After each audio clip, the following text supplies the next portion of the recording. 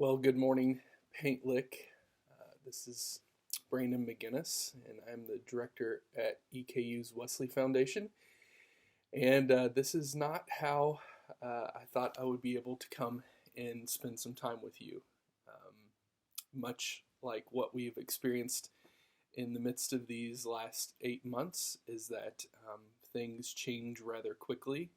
And for me and my wife, we kind of started developing cold-like symptoms, not flu or COVID-like symptoms, but cold-like symptoms over the weekend, and it has progressively got worse. And today was very congested and runny nose and sneezing, and did not think it would be the best to be showing up sneezing and coughing and touching lots of things there in your all sanctuary. So Thad graciously gave me the opportunity to record a video for you and play this as kind of the sermon and teaching time for this morning. And hopefully in a few weeks or maybe within a few months, we'll be able just to come and be with you in person and talk with you a little bit more about the Wesley Foundation at EKU. So this morning, as I share a scripture with you, let me set up a little bit about our reality at the Wesley at EKU now this semester. It always starts with the story how it began back in March. I was on spring break with a group of our students in North Carolina, and on Wednesday morning of that week, we started to see on social media that Berea was canceling their semester. And almost every single one of us were caught off guard by this and what's going on. Why would they cancel that? And we went about our work day speculating and doing all the things that you can imagine were on our mind that day. And by about 5:30, when we got in the van from the work site to go back to our place where we were staying and spending the week, the students had received an email saying you're going to have at least an extra week of spring break and then another week of virtual learning. And so we get home over the weekend on spring break, and then within the week, they then receive the email to say, come get your stuff. The rest of the semester is online. And much like everything else in our world, it felt like things came to a screeching halt, and there was hundreds of questions, and students and professors alike were completely overwhelmed with how to shift in-person learning to virtual learning. And it was just really hard and difficult, and it was not too little to say or too much to say that it was something that none of us had experienced before. And so just kind of what felt like the snap of fingers, our semester, at least at the Wesley, was over. We did our best to switch to online stuff, and we would still have Bible studies and worship time together, and we would do Zoom lunches, and I'd meet with the leadership. But it just didn't feel the same because it was such a jarring difference. But we made it, and all the students made it through, and as we planned with the leadership and we moved into this semester, we knew, even with CDC and government regulations and what EKU's recommendations were going to be and guidelines, we knew we were going to have to do things different, but still do all the things that we want to do with our students, whether that be gathering for worship or gathering in small groups or having Bible studies. We knew we were going to have to be very flexible and very adaptable in the ways in which we did what we do, but all the time holding to our hope and our belief that as a ministry we want to see all our EKU students loved, happy, and whole in Jesus Christ. So the only thing that has really changed is sometimes our meeting times or our meeting locations, or a lot of stuff has been happening virtually. But the only thing we're not doing this semester is compared to previous semesters is that we're not having a meal together, because there's really no way to transition that to a virtual experience. But with the exception of that, our small groups are meeting Bible study, and we're having a few opportunities during the semester to meet on campus for in-person worship. And so it is changed a lot, but thankfully we still have the opportunities to do what we do. And I think this goes without saying, but I'll say it anyway. We've learned a lot about what human connection means to us during these last 8 months. Um, we have learned and experienced is that you can know something, or you can know people, or you can continue to maintain a relationship virtually.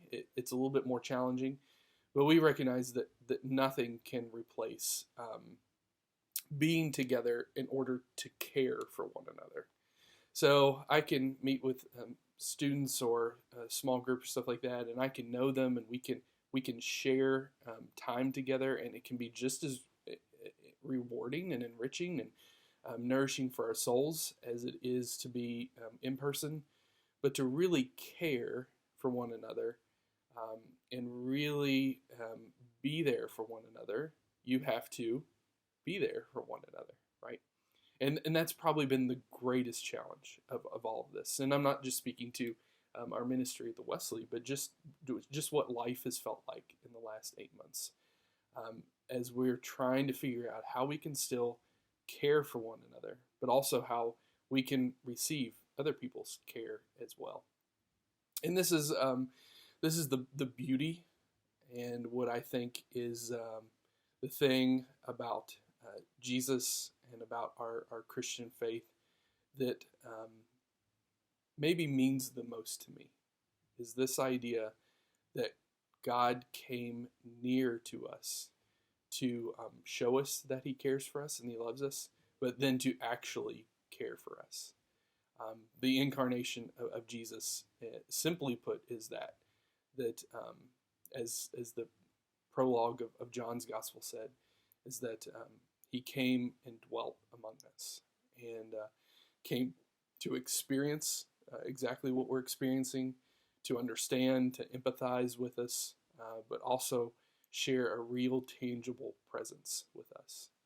And as followers of Jesus now, we have that same tangible presence through God's Spirit that lives and moves and is active in and all around us. And so many cases we have to open our eyes and open our ears to the way in which the Spirit is moving in our life. So I do want to share scripture with you today, and it's from Mark's Gospel, chapter 8, and this is the feeding of the 4,000. A little less common, kind of same thing happens, but a little less common than the feeding of the 5,000. But in the feeding of the 4,000, Jesus not only does some things, but the way in which the gospel writer frames the story, I think, is a beautiful expression of God's care and presence through the person of Jesus to the people that are there,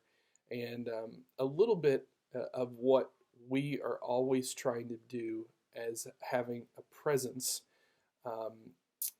to be able to care for our students at EKU. So I'm going to just walk down through this scripture, a verse or a couple verses at a time, and add a little bit of my commentary. And it's always my hope at the end, this will not only be informing, both for scriptural sake and also for you to hear about our ministry, but it'll also be informing and enriching for what it means for you and your church, to also be a church that cares for one another, cares for the community, and looks for ways to continue to follow Jesus with all that we are and all that we have. So Mark 8, and here's the first couple verses. During those days, another large crowd gathered. Since they had nothing to eat, Jesus called his disciples to him and said, "I have compassion for these people. They have already been with me 3 days, and they have nothing to eat." Now, I believe Jesus was a very smart man, a very intuitive man. He was able to read the signs. He was a perfect example of listening to the Spirit, but I also think he was very good at listening and observing what was going on around him. Jesus never seemed, in any case with the people that he was caring for, to be dismissive or pushing people to the side. There's a few instances, but he maybe had his reasons in those stories. But what is happening here in this story is that these people have been with him, and says they've at least been with him 3 days. And Jesus has this word compassion. That this is kind of a word that, if we look at its origins, it's about coming alongside and being with. And because Jesus is right there with these people, he sees what they're going through. And compassion is a move to action, not just empathizing and understanding, but we need to do something about this. And that's would be our word for care, that he really cares, not just to see it and go, oh man, they're hungry, but saying, we have to do something about this. And verse 3, if I send them away hungry, they will collapse on their way, because some of them have come a very long distance. And here again, Jesus doesn't just observe that they're hungry and that they need a meal, but the phrase here, they've come a long distance. He's recognizing that there's struggle for them, there's difficulty from them, that they have maybe expended a lot of energy or sacrificed a lot in order to get close to this Jesus guy, just to figure out what's going on, or maybe for some of them to be healed, or for some of them to receive a meal, or just to be in the presence of this special individual. But Jesus recognizes that their journey home could be just as hard if they don't really receive something while they're here, and that being the meal in this case, because they've had nothing to eat. Our students at EKU, statistically speaking, almost half of our student body live within an hour and a half of EKU. 80%, almost 90%, of our students are from the state of Kentucky. So geographically speaking, they do not come a long distance, right? Relatively speaking, a couple hour car ride, right? 3 hours at the most. But for many of them, their journey has been very long and very hard to get where they are. Still speaking statistically, in the 40%, upper 40%, our student body is first generation college students.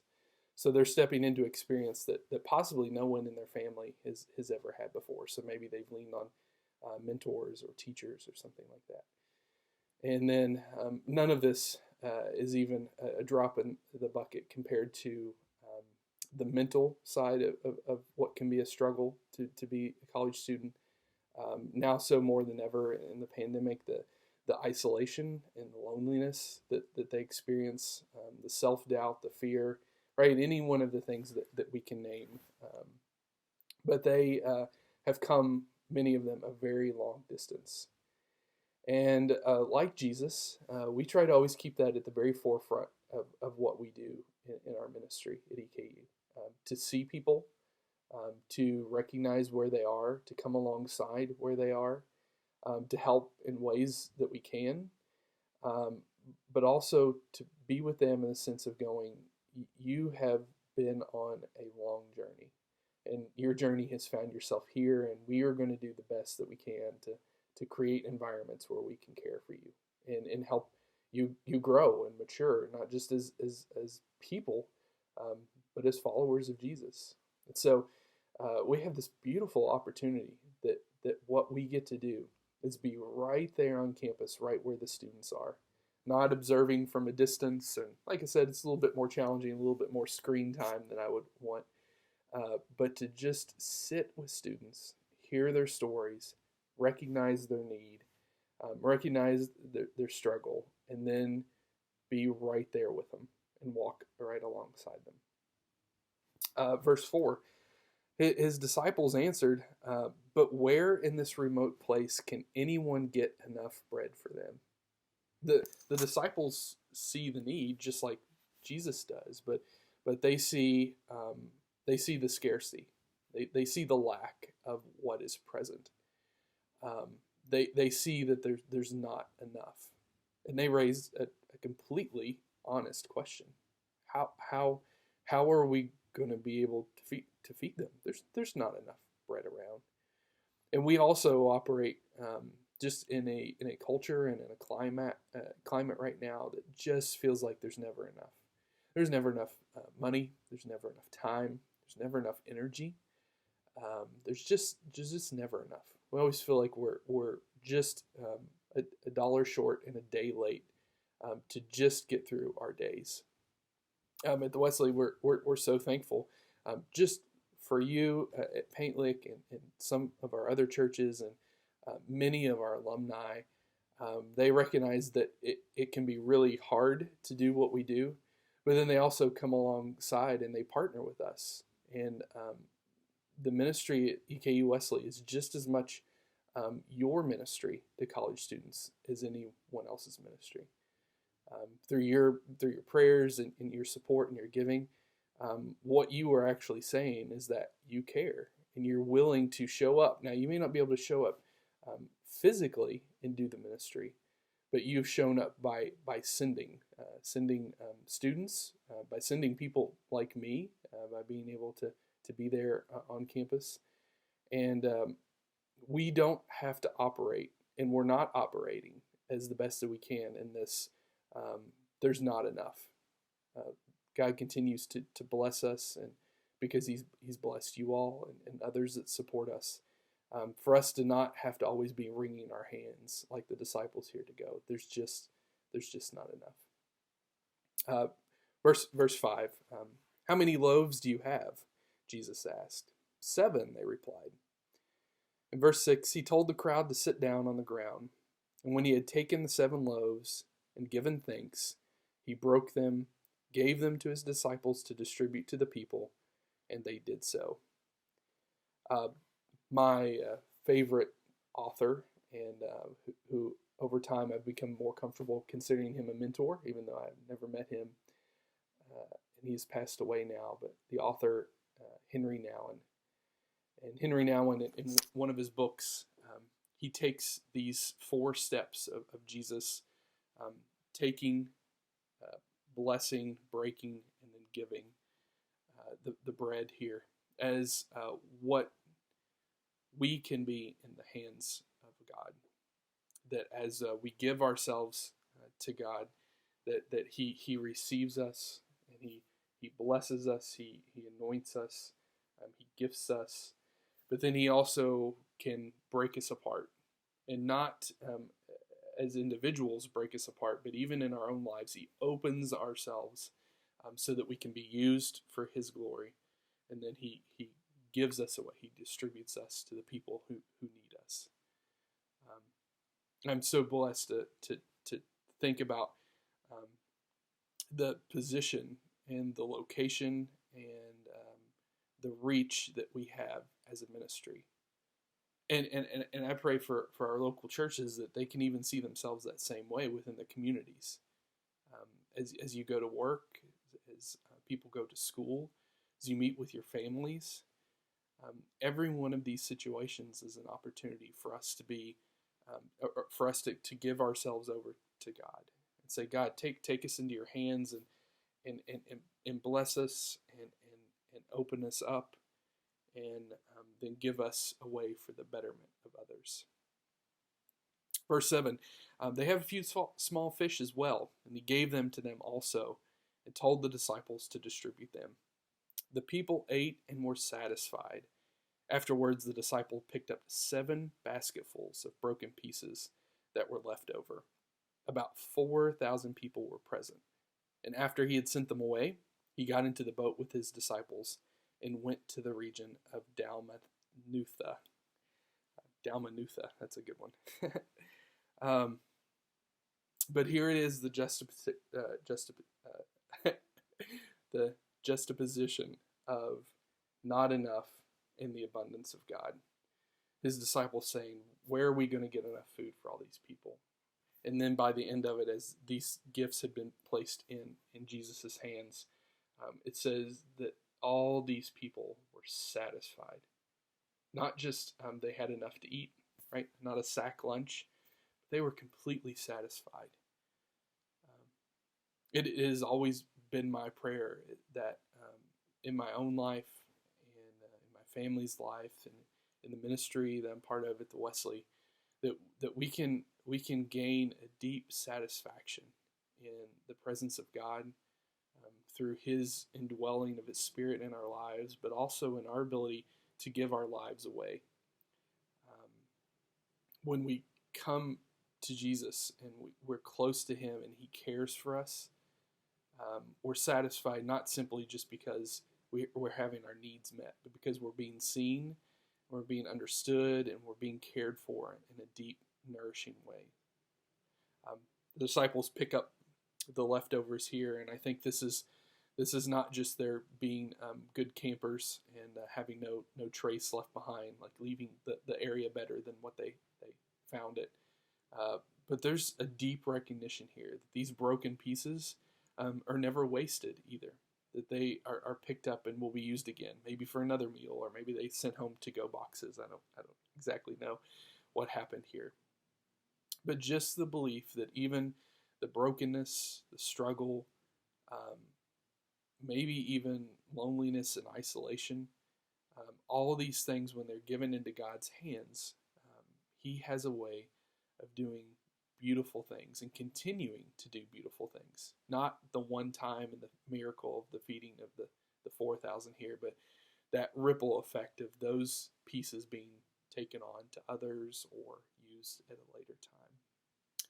And so today, I hope you can be encouraged and blessed, but also challenged by this idea of the compassion and the care to which Jesus shared. I hope in maybe just a small way you can be blessed and encouraged that we at the Wesley are trying our best, like everyone else is, in the midst of very different circumstances this semester. And I hope you can be encouraged and blessed and challenged as your family groups or your family units there within the church, or people that you have day in and day out contact with, or just as a worshiping congregation there together, that God will continue to do a work in you.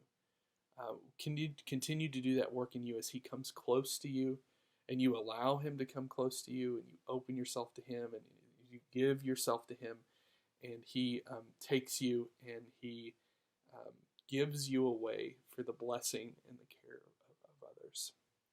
So wherever you end up today and end up this week, may you be close to Jesus in all those things. May you be held close to Him in His deep care and compassion and affection for you, that you are His beloved no matter what, and that you may be empowered to go in the same way, and that for our students at EKU as well, they can experience those very same things because we, His people, are showing up to tell them and show them how much God cares and loves for them.